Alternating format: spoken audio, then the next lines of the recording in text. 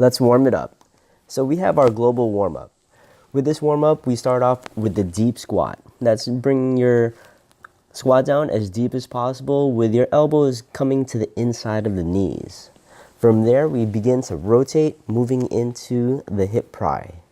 The hip pry just rocks the legs from side to side, opening up the hips a little bit more.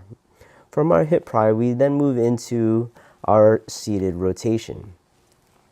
Our seated rotation starts off in that deep squat position, rotate, and reach up to the ceiling. We're going to repeat this one for about 3 to 5 reps, depending on how tight you are. The tighter you are, the more reps that you may have to do. From there, we're going to enter our runner's pose. That's one leg forward and one leg back with that lead leg as close to your hand as possible, keeping that foot, the whole foot, onto the ground. Take a couple breaths and switch positions. The next movement that we get into is going to be the runner's pose with rotation. We have two options here, where the rotation can be with the hands at the head and elbow reaching up to the ceiling, or we can move it with a straight arm where the hand reaches up to the ceiling or sky, whether you're indoors or outdoors. Again, 3 to 5 rotations, and then we move on. From there, we come up to our standing position. We're going to have this wide split stance position. Toe is going to go up and try to keep your fingertips on the floor.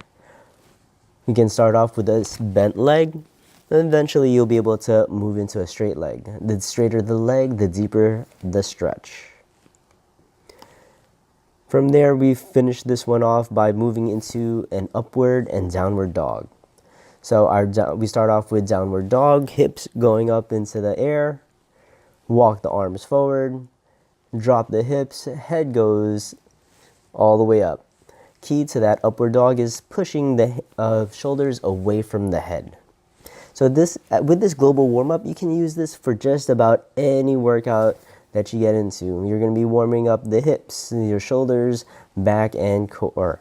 So have fun with it, and remember that you only need a few minutes of this, and you don't have to get too crazy.